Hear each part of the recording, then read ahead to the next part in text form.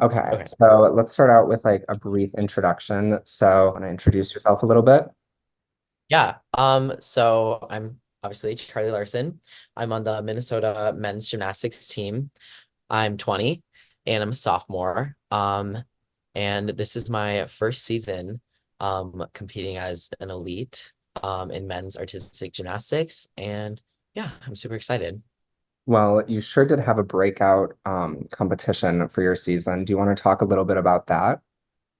Yeah. So this was only my second meet in the past 2 years. I had a major knee injury, so I had to take a very long time off. But during that time, I had a lot of extra training time to prep for these competitions, and I came back stronger than I left and competed a triple double layout. Um, and that's just a skill I've been working towards for a very long time. And although like the rest of the routine didn't really go how I wanted, I was still really happy because I was able to like work towards a skill, work towards a goal and achieve it. And it was just a really big moment for me. And it was also just the first, one of the first major competitions I've had in a very long time. So Well, can I just say, being there in person and seeing that 20 feet away was mind-boggling to say the least. So you spoke about your knee injury. So you had just come back from that. How did you go about coming back from a knee injury to become the first US male gymnast to compete this skill successfully in a competition, even though the rest of the routine didn't yeah, as you had planned? yeah.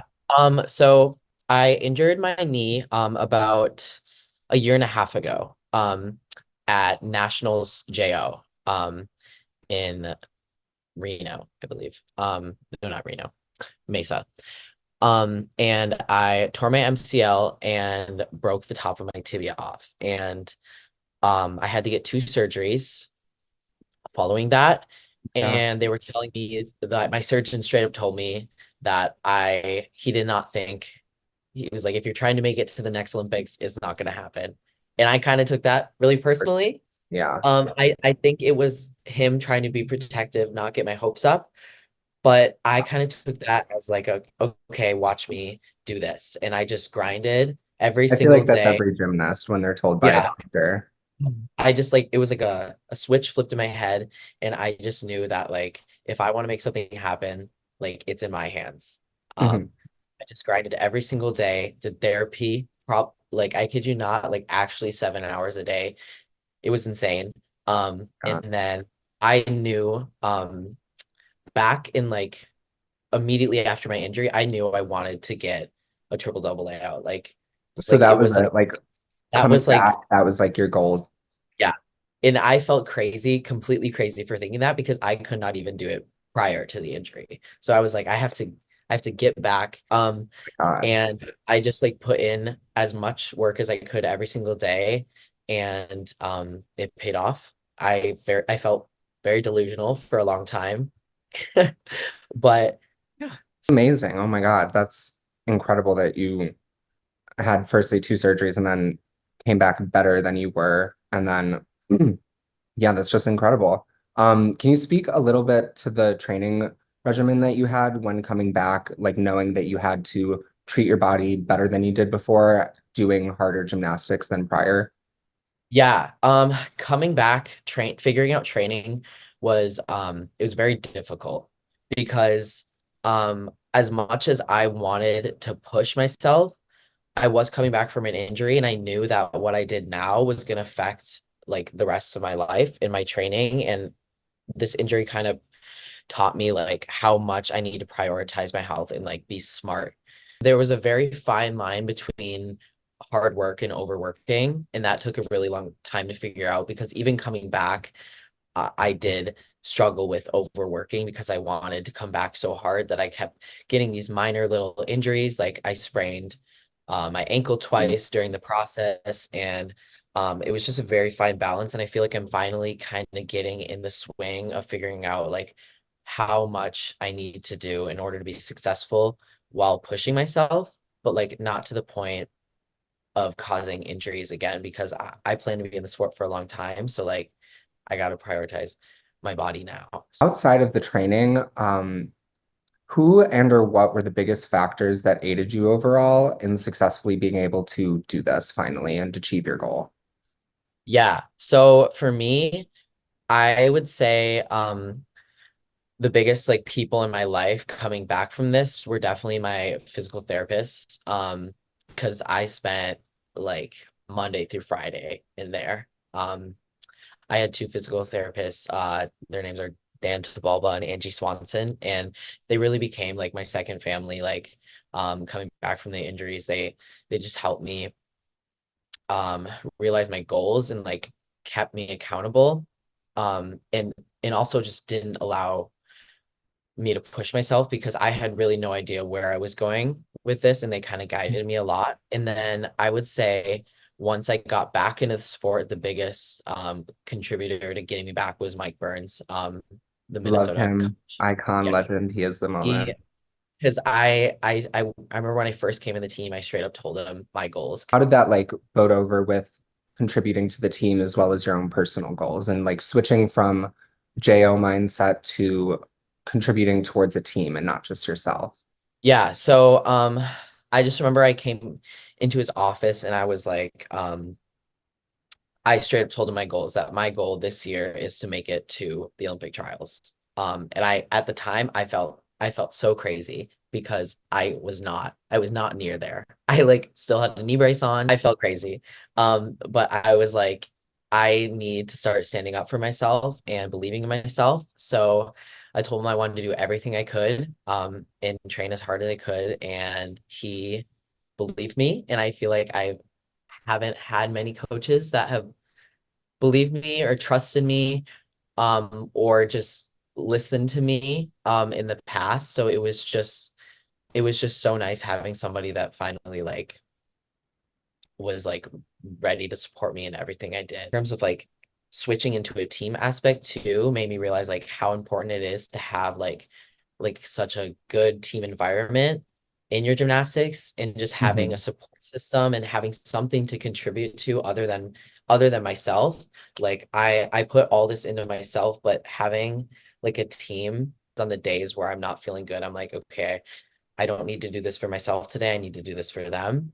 Was Mhm. just like nice to like not feel so like isolated all the time. I've trained by myself for a very, very long time. The whole time coming back from my injury, I was pretty much by myself.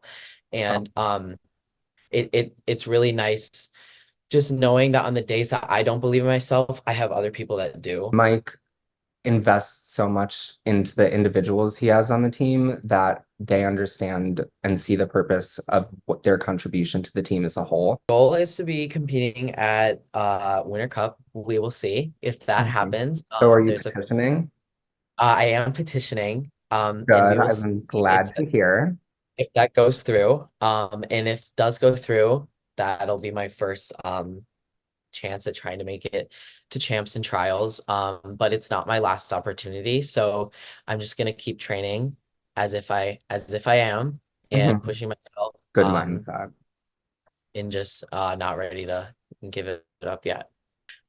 So basically, I am not originally from men's artistic gymnastics.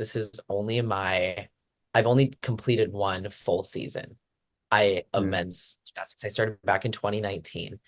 And prior to that, I was strictly trampoline tumbling, and I did that so I started gymnastics when I was 2 years old. That's like early on Gymnastics, for gymnastics. yeah, I don't remember joining. I don't remember the first like 4 years of gymnastics. So gymnastics really has been my whole life. And honestly, when I did injure myself, I kind of like went through this whole process because that was the first time I had a real break in Yeah. gymnastics that I couldn't control. Because like I could control, like COVID was a break, but that was out of my control.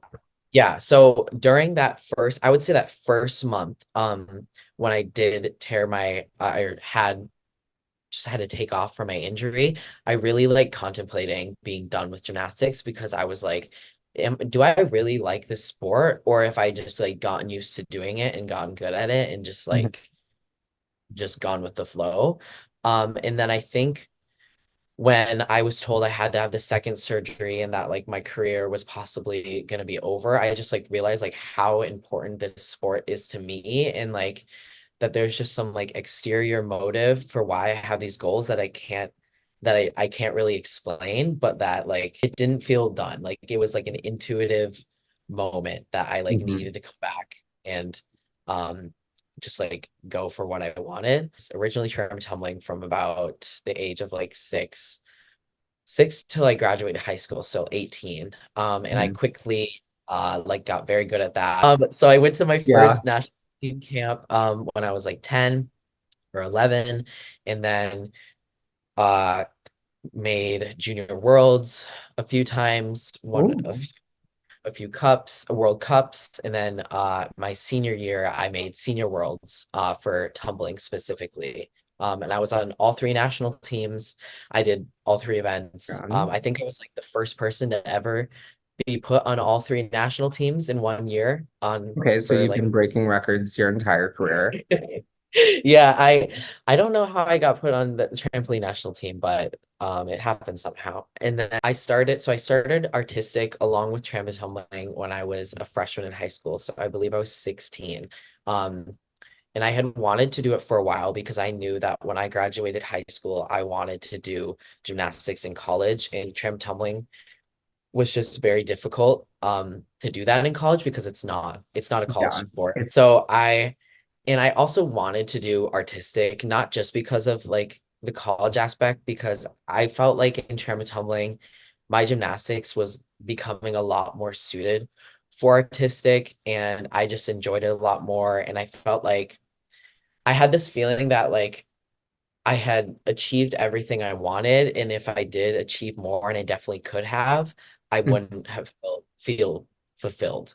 mm-hmm. So that it was getting to the point where I needed to move on um for my own like career. I did both artistic and trim tumbling freshman and sophomore year of high school, and that was very difficult because at the Yeah. time I was going to junior worlds, world cups, and then I was doing artistic at the same time. Wow. So I would practice like 3 hours tram tumbling, and then I drive to a different gym and do like 2 hours of artistic, and it was a Oh my lot, but God. I really did like it, and I ended up doing well that year in artistic. I made nationals as a floor specialist.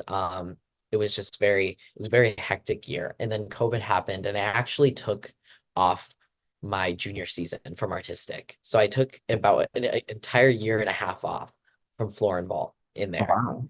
And then I came back my senior year. So I really have only done like two and a half, three, about 2 years of floor and ball, Oh because my then I had God. my so I really Wow. haven't been in this for the longest time. So I have a lot of competing experience, but in terms of like artistic, like it's not a Hmm. lot. I really value my time in tramp and tumbling Hmm.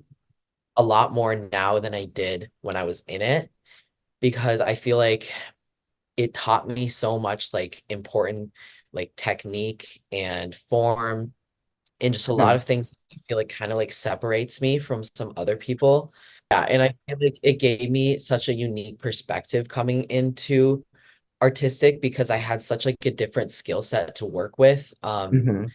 than most people. And I feel like now, at first it was difficult because I felt like the odd one out, but where now I feel like it's actually making me stand out, and it's like translating just like a lot better and like finally like paying off. So I'm really Good. happy I had all that time in tramp and tumbling, and I made worlds, and I was doing the hardest routines, and like felt very good, and I was very capable of making next year's worlds, being national team, World Cups. And then I remember when I left, a lot of people were kind of like, oh, like why did you leave to go to artistic? Because now you kind of have to start over. And for a while I did feel like that. And I Hmm. sometimes do feel like that. I'm like, on the days where I'm struggling and feel like I don't really have like much, I just didn't really have any like reputation, any like prior just like successes in artistic yet,